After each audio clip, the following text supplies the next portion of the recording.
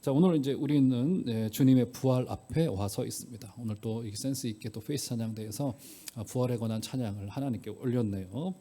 자, 주님의 부활은 우리에게 무엇을 가르치고 있는가?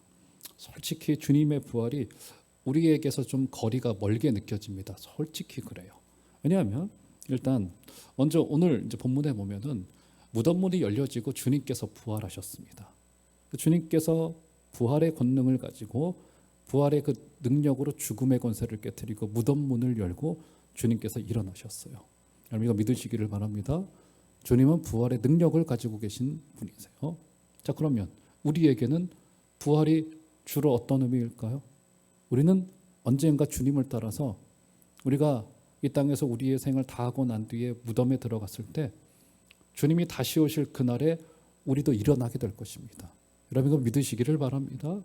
우리의 육신도 주님이 창조한 주님의 것이기 때문에 이 육신이 절대로 사라지는 게 아닙니다. 우리가 있는 이 모습 그대로 살아나게 될 거예요. 주님이 우리의 무덤문을 가르시고 그 재림의 능력에 주님이 오게 될 때 모든 성도들을 전부 다 일으킬 거예요. 여러분 진실로 믿으시기를 바랍니다. 자, 그래서 주로 부활을 그래서 어떻게 생각하냐면 부활의 능력은 주님에게 있고 그리고 우리에게 부활은 먼 미래에나 있을 일이에요. 그렇기 때문에 미래적 사건이기 때문에 이것이 지금 부활이라고 하는 이 주제가 지금 여기 우리에게는 큰 상관이 없는 이야기로 들려올 때가 상당히 많습니다. 그래서 부활이라고 하는 이야기가 상당히 추상적인 이야기로 들려지게 되어지고 미래에 있을 것이기 때문에 미래에나 내가 누리면 될 이야기들로 부활을 생각하고 규정하는 경우들이 상당히 많은 경우를 보게 됩니다. 아마 여기 앉아 계신 분들의 대부분들도 다르지 않으시리라 생각을 합니다. 부활이 미래에 있을 일이지, 미래에 좋은 일이 있겠지, 주님이 오실 그때 우리도 죽음의 권세를 깨뜨리고 일어나게 되겠지, 나는 그것을 믿어. 이 정도도 저는 나쁜 신앙은 아니리라 생각이 되어집니다. 자, 그런데 여러분 바울이 어떤 이야기를 합니까? 바울은 내가 부활의 권능을 알려 한다고 빌립보서 3장 10절에서 이야기를 해요. 부활의 권능을 나는 알고 싶다고 표현하고 있습니다. 여러분 여기서의 권능은요, 그때 당시에 오로지 로마 황제에게만 적용되던 정치적인 힘을 표현할 때 쓰던 것이 부활의 권능이라고 하는 그 헬라 말이었습니다. 그러니까 지금 어떤 이야기를 하고 있는 거예요?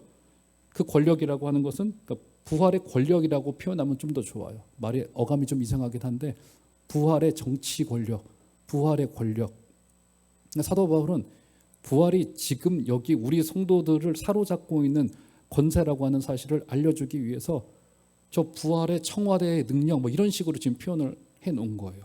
그러니까 지금 어떤 이야기를 하고 있는 겁니까? 여기서 권능이라고 하는 그 말은 바울이 말했던 부활의 그 권능은 지금 여기 이 땅에서 사람들에게 영향을 미치고 있는 그 힘을 이야기를 합니다. 로마가 세계를 정복한 바로 그 강력한 실제하는 그 힘을 이야기하고 있는 거예요. 그래서 부활은 먼저는 우리 성도들에게 저기 먼 미래에 우리를 구원할 능력인 것도 맞지만 우리가 믿어야 되는 부활이라고 하는 주제는 절대로 거기에서 멈춰설 수 없다라고 하는 이야기입니다.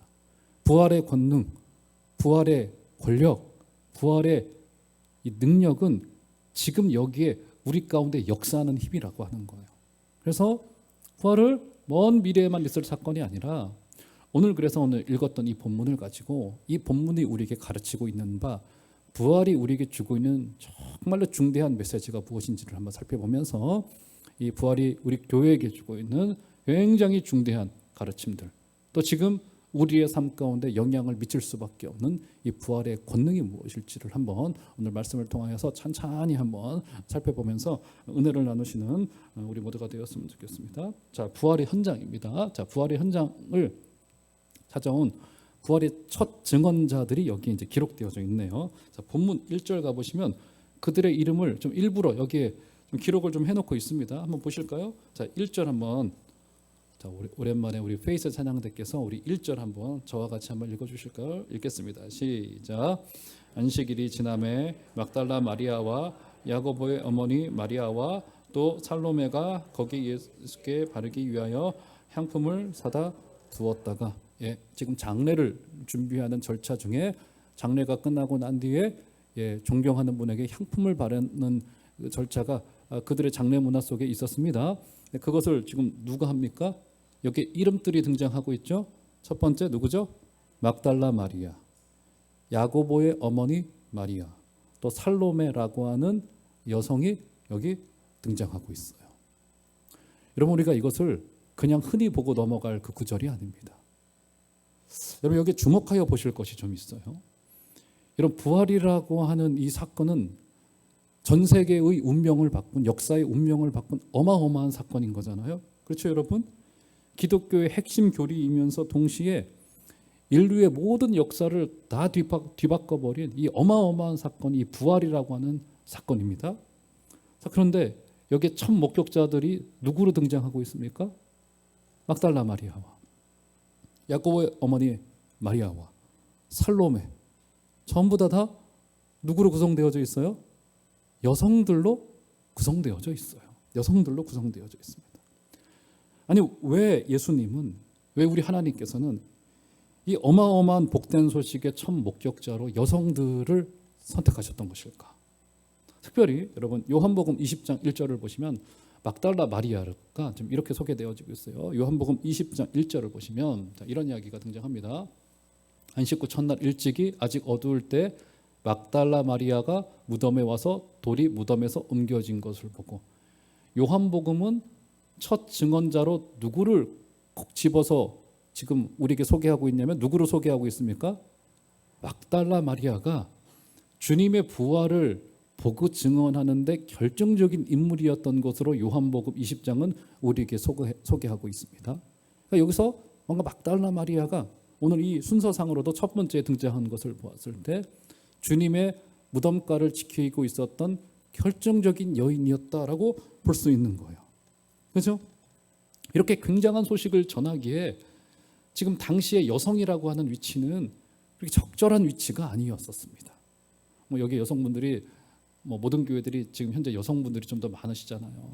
지금이야 여권 신장이 많이 돼서 남성이 높네 여성이 높네 이런 이야기는 이제 거의 무의미한 시대가 되어졌습니다. 우리는 그게 중요한 이슈는 아니죠. 근데 당시 2000년 전에 여성의 위치는요, 정말 그냥 죄송한 표현이지만 쓰다 버릴 물건과 좀 다름이 없었습니다. 그죠? 그래서 인구를 계수할 때도 여성 그 숫자에 들어가지도 않을 정도로 여성들은 그렇게 조금 좀 천시받고 조금 그 위치가 올라와 있지 않고, 그리고 우리나라도 100여 년 전만 하더라도 여성에 대한 인식이 그랬잖아요.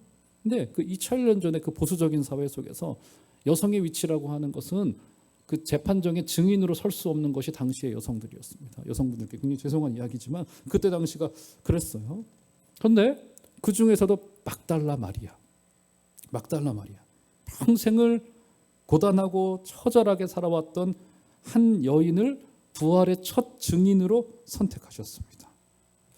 만약에 저 같았으면요, 여러분 같았으면은 우리가 예수님의 입장에서 생각을 해보면 우리가 보란 듯이 지금 부활이 됐단 말이죠. 그러면 여러분 누구에게 가서 이 부활의 첫 이야기를 증언하겠습니까? 저 같으면은 제일 먼저 괘씸한 사람들에게 갈 것 같아요. 괘씸한 사람이 누구예요? 베드로 아닙니까? 베드로. 그렇게 끝까지 나와 함께 죽겠다고 호언장담을 해놓고는 그렇게 보란듯이 주님을 다 떠나가 버리고 말았습니다. 베드로에게 바로 찾아가서 귓볼을 잡아당기면서 내가 너 그럴 줄 알았다. 그렇지 않아도 너 성격도 지금 불안불안했는데 네가 그랬구나 하면서 귓볼을 잡아당겼을 것 같아요. 그리고 여러 제자들을 다 찾아가가지고 니들 12명이나 내가 세워놨는데 어떻게 그럴 수 있느냐, 내가 여러 번 예고하지 않았느냐 하면서 그들에게 보란듯이 나타나서 그들을 먼저 혼내놨을 것 같아요. 그리고는 어디로 갔겠습니까? 어디로 갔겠어요? 유대 지도자들을 찾아갔겠죠. 그리고는 보란듯이 부활을 자랑했을 것 같아요. 그리고 또 누구를 찾아갔겠어요? 그 악독했던 빌라도를 찾아가서 자신을 사형 언도를 내린 그 빌라도와 사형을 집행한 빌라도를 찾아가서 나는 이렇게 부활을 했노라라고 하면서 부활의 첫 증인들로 그들을 선택했을런지도 모릅니다. 그렇죠? 이것은 하나의 가정입니다. 그렇죠? 충분히 그럴만하단 말이죠. 사람이라고 한다면. 근데 오늘 주님께서는 통상적인 사람의 인지상정으로 부활의 첫 목격자를 선택하지 않으셨습니다. 주님은 부활의 첫 목격자로 누구를 선택하셨다고요? 막달라 마리아를. 막달라 마리아는 조금 이따 살피겠지만 7 귀신이 들려서 처절하고 광란의 인생을 살던 한 여성을 택하여서 부활의 증인으로 세웠고 교회의 부활 이후에 교회의 첫 시작점으로 그 여인을 선택했어요. 그러면 우리가 강론으로 들어가기 전에 결국 우리에게 무엇을 보여주고 무엇을 가르치고 싶으신 겁니까?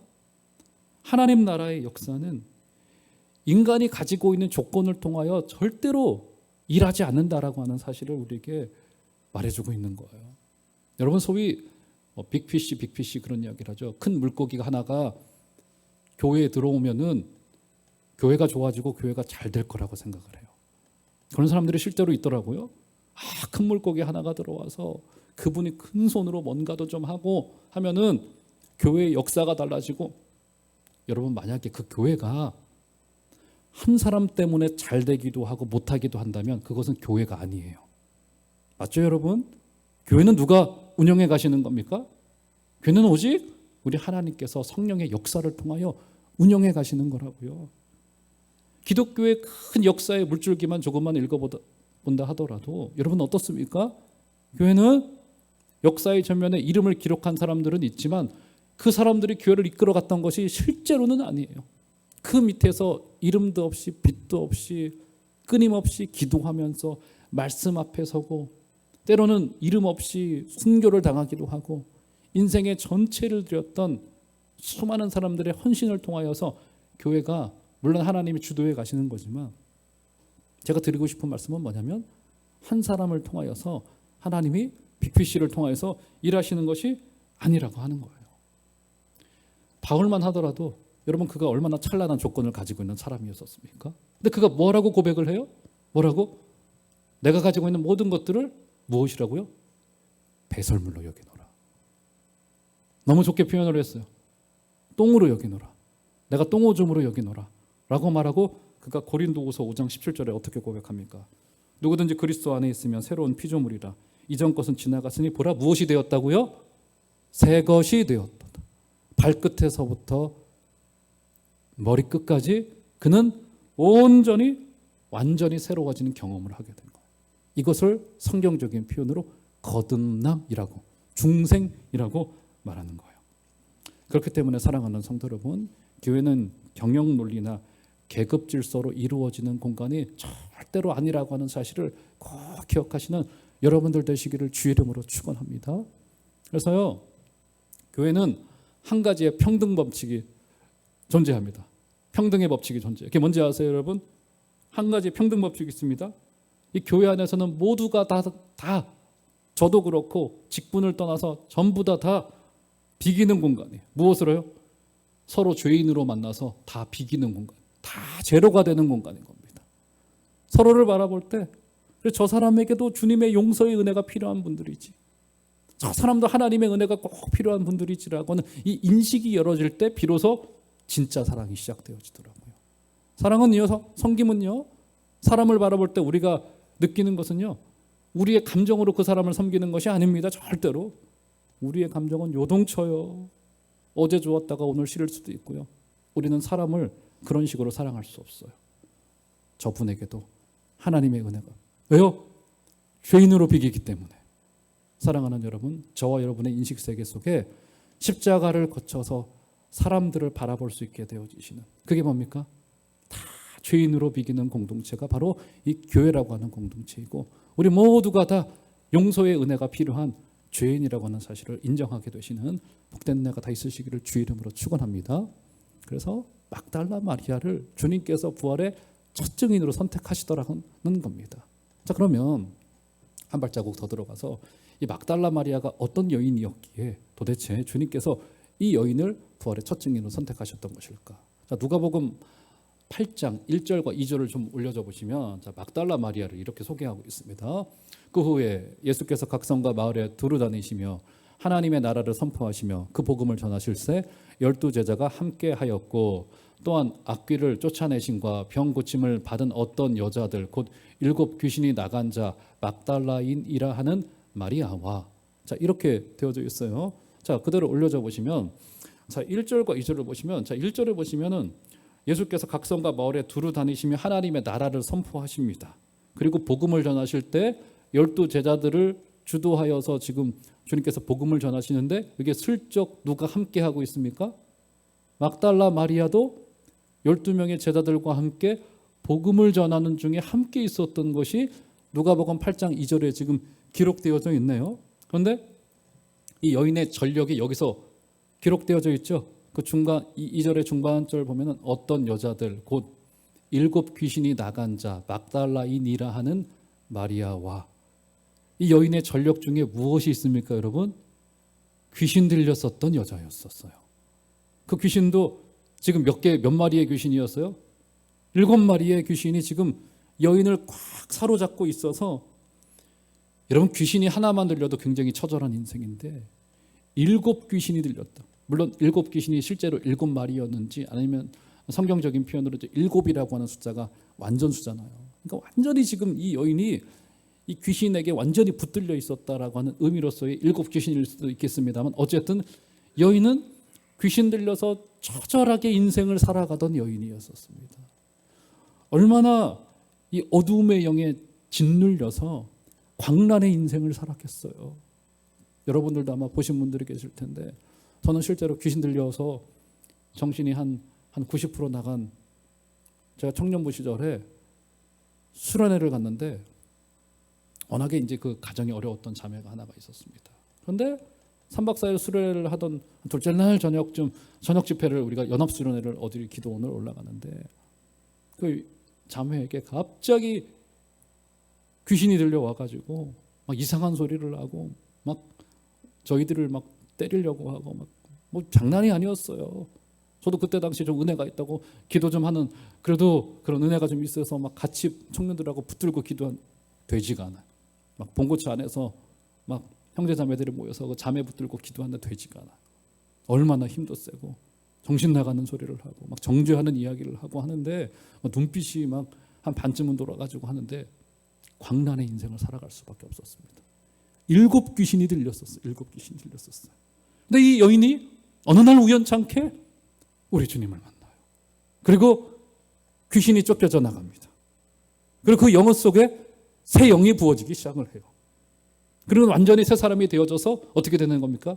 12 제자들과 동행하면서 복음을 전하고 찬송을 올리면서 소그룹을 만들고 사람들을 격려하고, 나도 그랬었어. 나도 7 귀신에 들려 있었었어.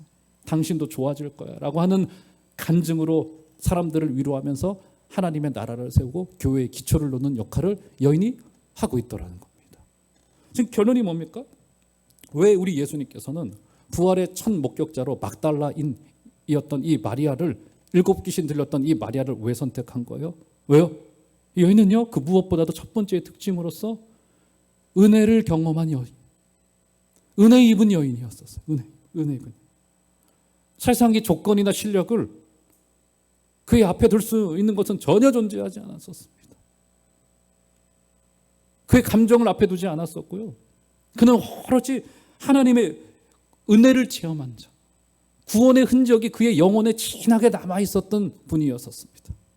그렇기 때문에 그분이 여성이었고 사회적인 지위가 낮았었고 학력이 부족하였고 인간적인 조건이나 실력들이 뭐 높고 낮고의 문제는 그렇게 중요한 게 아니었습니다. 부활의 첫 목격자로 그 여인에게 있었던 첫 번째 조건이 무엇이었어요? 조건이라면 그 조건이 무엇이었어요?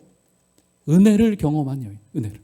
은혜의 흔적, 은혜가 부어졌던 흔적을 가지고 있었던 여인이었습니다. 아마 여기 앉아 계신 우리 기성세대 분들은 다 인정하실 거예요. 지금의 믿음이, 여러분 우리 언제적 믿음입니까? 우리 젊었을 적에 마치, 여러분 어떻게 되는 거예요? 마치 그 불주사 맞아가지고 이 어깨에 맞으면 여기에 흔적이 진하게 남듯이, 아마 지금까지 신앙을 지켜오고 계신 우리 성도님들이라고 한다면 아마 젊었을 적에 한 번 하나님 앞에 막 무릎 꿇고 그 은혜를 받고 했던 그 흔적을 가지고 지금까지 아마 오시는 걸 거예요. 아마 지금 신앙이 아마 그때 신앙으로부터 시작을 다 했을 겁니다. 아마 이렇게도 표현할 수 있을 것 같아요. 사실은 그 신앙을 가지고 평생 먹고 사는 게 우리의 신앙일 겁니다. 그래서 한번 하나님 앞에 가능만 하다면 이 불도장을 꾹 하고 찍힘을 받듯이 성령의 은혜를 통하여서 우리 안에 그 은혜가 존재하는 것이 상당히 중요해요. 제가요 지난 주간에 예전에 같이 청년부 생활을 했던 한 형제에게 제가 오랜만에 갑자기 좀 전화하고 싶은 생각이 들더라고요. 고향에 있는 저보다 한 4살, 5살 많았던 형제인데 같이 청년부 생활을 했어요. 저는 그때 20대 중반, 형제는 20대 후반 정도 됐던 청년부 그때 당시 많이 모여봐야 한 10명, 15명 모이는 조그만 청년부 공동체였었습니다. 그런데 지금은 그분이 교회도 크게 성장을 했고 그분이 그 교회에 지금 장로가 되어 계세요. 참 신실했던 분이었기 때문에 굉장히 40대 때 일찍 장로가 되셨어요. 장로 된 지가 이제 좀 몇 년 되셨더라고요. 목소리는 청년 때 그대로더라고요. 제가 그 장로님하고 기억나는 일화가 뭐냐면 저도 그때 당시에 군에서 제대해 보니까 아버지는 돌아가셨죠. 물질은 없죠. IMF 터졌죠. 앞길은 깜깜하죠. 결혼은 요원하죠. 막 저도 속이 답답해가지고 그때 이제 교회가 이제 상가에 있는 조그만 예배당이었는데 교회 열쇠들을 이렇게 그 앞에들 숨겨놓고 성도들 들어가서 기도할 수 있게 하잖아요. 그 열쇠가 어디 있는지를 알아가지고 평일 낮에 학교 갔다가 돌아오는 길에 교회에 와서 저기 뒷자리에 앉아가지고 기가 막힌 마음을 가지고 저도 기도인 듯 기도가 아닌 듯 그냥 멍하니 앉아가지고 있었습니다. 어떻게 해야 되나 인생을 이런 생각을 가지고 그렇게 한참을 한 20, 30분 눈을 감고 앉아 있는데 여기 성가대석쯤에 누가 조용히 들어오더니 기도를 하기 시작을 해요. 기도를 하기. 그 형제가 지금도 그렇지만 이제 프로골퍼였거든요. 이제 골프 선생이에요. 지금 골프장을 운영하고 계신데 조그만 골프장을 운영하고 계신데 그때 당시는 그냥 강사로 얼마 되지 않은 월급을 가지고 고향을 떠나와서 조그만 단칸방 하나에 형제 혼자 살면서 이제 인생을 이제 꾸려가려고 하고 있었던 그 형제도 답답한 인생을 살아가고 있었던 상황이죠. 앞에 와서 막 기도를 해요. 막 기도 소리가 이 형제는 점점 막 커지더라고요. 제가 원래 그런 성격이 아닌데 제가 벌떡 일어나가 가지고 그 형제한테로 갔습니다. 그리고는 손을 잡고 둘이 막 같이 기도하기 시작했어요. 젊은 청년 둘이 대낮에 기도하기 시작을 하는 거예요. 막 기도를 한 10분을 했어요. 그 기억이 강렬해요. 그 기억. 그 장로님은 그 사건을 기억하실런지 벌써 25년 정도 된 사건이기 때문에 기억하실런지 모르겠어요. 그때 참 따뜻했던 하나님의 은혜가 기억이 납니다. 은혜를 입은 자. 오늘 이 여인이 부활의 첫 목격자로 선택될 수 있었던 결정적인 이유는 그가 은혜를 입어. 하나님이 나를 사랑하시는구나. 예수님이 나를 사랑하시는구나. 라고 하는 은혜를 입은 거예요. 사도행전 3장에 보면요. 베드로와 요한이 기도하기 위해서 기도 시간에 성전에 들어가려고 하고 있었던 상황인 겁니다. 그때 어떤 문을 지나가요? 미문이라고 하는 아름다울 미자 미문을 통해서 성전에 들어가려고 하고 있었습니다. 근데 그 미문 밑에 항상 구걸하고 있었던 거린 하나가 있었죠. 나면서부터 걷지 못했던 안전뱅이 한 사람이 구걸하고 있었습니다. 생각을 해보세요. 금으로 떡칠을 한 헤롯 성전의 미문 밑에서 그렇죠. 당시에 예루살렘 성전은 헤롯 성전이라고 불렸는데 정치의 총화였었습니다. 제가 과거에 한번 설명을 드렸죠. 그 밑에서 거린 하나가 구걸을 하고 있어요. 얼마나 대조적인 장면인 겁니까? 베드로와 요한도 거기를 수도 없이 오고 갔을 거예요. 그 구걸하고 있었던 그 거지도 거기에 계속 앉아 있었던 사람이었을 겁니다. 근데 어느 한날 베드로와 요한에게 성령의 은혜가 임하자 그 구걸하던 거린이 거린으로 보이지 않는 거예요. 어떤 사람으로 보이는 겁니까? 복음이 필요한 사람으로 눈 떠지게 되더라고요. 그리고는 그에게 어떤 이야기를 합니까? 이런 이야기를 해요. 그러니까 사도행전을 좀 올려줘 보시면 3장 6절에서 8절 올려보시면 베드로가 이르되 은과 금은 내게 없거니와 내게 있는 것을 내게 주노니 나사렛 예수 그리스도의 이름으로 일어나 걸으라 하고 오른손을 잡아 일으키니 발과 발목이 곧 힘을 얻고 뛰어서서 걸으며 그들과 함께 성전으로 들어가면서 걷기도 하고 뛰기도 하며 하나님을 찬송하니. 내게 은과 금은 없지만 너에게 예수라고 하는 은혜가 필요하구나 하면서 그에게 예수님이 증언되어집니다. 그러자 그가 어떻게 됩니까? 병도 치료받는 거지만 결정적으로 어떻게 해요? 8절의 후반절에 보면은 걷기도 하고 뛰기도 하며 하나님을 찬송하는 자로, 결국 어떤 자로 지금 그가 변모되어집니까? 은혜를 입다 보니까 그가 참된 예배자로 변화되어지게 되어지더라고요. 참된 예배자로 세워지게 되어지더라고요. 은혜를 누리고 나자 그의 인생 속에 하나님을 예배하는 기적이 일어나게 되어지더라고요. 이게 부활의 첫 목격자, 결국 은혜를 입은 자로서 세워진 막달라 마리아가 가지고 있었던 최고의 강점, 은혜 입은 자였고 예배자로 그가 세워지게 되어지더라고요. 사랑하는 성도 여러분, 우리 막달라 마리아처럼 하나님의 은혜를 기다려 주시고 은혜를 기대해 주시는 여러분들 다 되어 주시기를 주의 이름으로 축원합니다. 그리고 은혜가 있다면 예배라고 하는 굉장히 중대한 하나님 앞에서는 우리의 마음을 이번 한 주간도 그렇게 세워주셔서 날마다 하나님 앞에 서주시는 여러분들 다 되어주시기를 주의 이름으로 축원합니다. 자, 막달라 마리아는 첫 번째 은혜를 입은 여인이었더라고 하는 사실입니다. 또 한 가지 좀 살필 것이 있어요. 자, 막달라 마리아의 행적 중에 또 한 가지. 자, 마가복음 15장 47절을 보시면 자, 이런 이야기가 등장해요. 자, 여러분 성경으로 아마 눈을 더 보시면요. 막달라 마리아와 요새의 어머니 마리아가 예수 든 곳을 보더라라고 이야기를 합니다. 자, 지금 막달라 마리아가 어디까지 쫓아와 있습니까, 여러분? 아까 누가복음에 보니까 제자들과 함께 전도 다녔었어요. 주님이 잘 나갈 때였었습니다. 그런데 지금 어디까지 쫓아와 있습니까? 주님의 십자가 밑과 더불어서 심지어 주님의 무덤에까지 이 여인이 쫓아와 있더라고 하는 겁니다. 그렇죠? 그러니까 지금 이 여인이 주님을 꾸준히 따라다녔는데, 즉 제자였죠. 따라다녔으니까 어디까지 따라와서 순종했다라고 이야기를 합니까? 심지어 주님의 십자가 밑과 그 무덤에까지 주님을 따라오더라는 겁니다. 여러분, 사람이요 잠시 순종할 수 있습니다. 심지어 뜨겁게 순종할 수도 있어요. 갑자기 마음이 울컥해서 열심을 낼 수 있어요. 그런데 진짜 순종이 뭔지 아세요? 진짜 순종은요 끝까지 하는 순종이에요. 뜨거운 순종, 열심히 있는 순종 다 좋아요. 그런데 진짜 순종은 끝까지 하는 순종이에요. 여러분, 진짜 무서운 사람이 어떤 사람인 겁니까? 눈 부릅뜨고 막 목소리를 높이고 막 정치 세력을 규합하고 하나도 안 무서워요. 어떤 사람이 제일 강적이고 무섭습니까? 어떤 사람이요? 꾸준한 사람, 정말 강적이에요. 성실한 사람, 있어야 될 그 자리에서 오늘 또 나에게 주어진 하나님 나라 일을 꾸준하게 섬기는 사람은 진짜 영적으로 무서운 사람일 수 있습니다. 막달라 마리아는요 주님이 잘 나갈 때만 주님을 따랐던 사람이 아니었습니다. 주님이 수세에 몰리고 정치적으로 모함을 당하시고 어려움을 겪고 심지어 십자가에 달리실 때까지도 이 여인은 주님을 끝까지 꾸준하게 따라서 심지어 주님의 무덤을 찾고자까지 했었던 여인이었습니다. 사랑하는 여러분, 부활의 권능을 맛보고 싶으십니까? 그러면 주님이 받으시는 고난의 현장에까지 순종하여 주시는 여러분들 되시기를 주의 이름으로 부탁을 드립니다.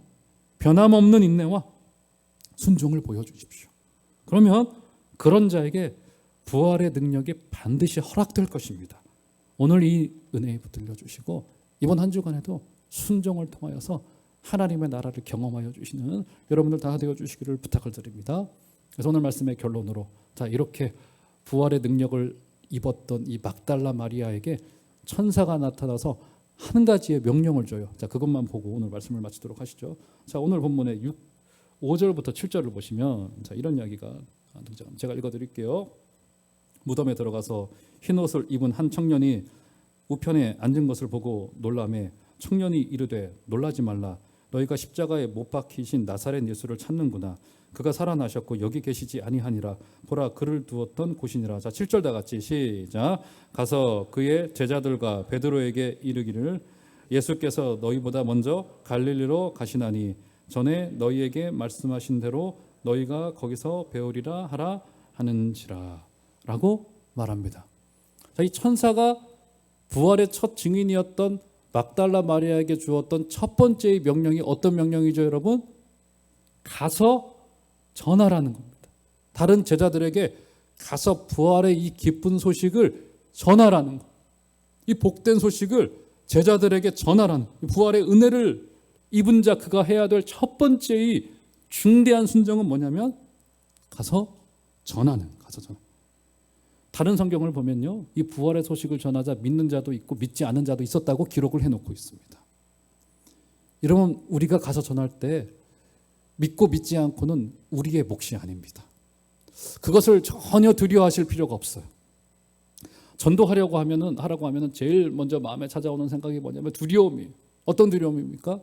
이 사람이 받아들이지 않을 것이다라고 하는 두려움이. 안 믿을까?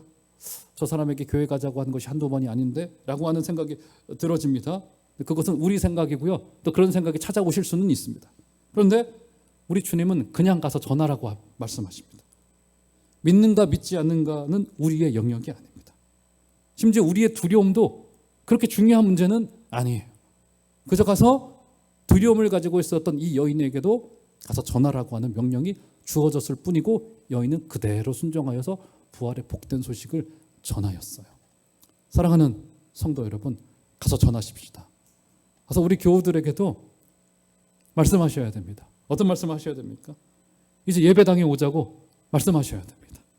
그리고 다시 교회를 회복하자고 담대하게 말씀하실 수 있으셔야 됩니다. 그리고 주위에 믿지 않는 분들이 계시다라고 한다면 여러분, 오늘 이 기회가 내일 다시 안 올는지 모릅니다. 인생은 알 수 없는 노릇이고요. 이 사람의 생이 언제 맞춰지게 될는지는 누구도 모를 일입니다. 오늘 이 사람에게 전해야 될 복음의 기회가 지나가게 된다면 다시 그 기회는 안 올는지도 모릅니다. 복음의 기쁜 소식을 전하시고 우리 종암제일교회의 아름다운 소식을 전하여 주시고 부활의 아름다운 소식이 온누리 퍼지게 되시는 복된 은혜가 다 있게 되기를 주의 이름으로 축원합니다.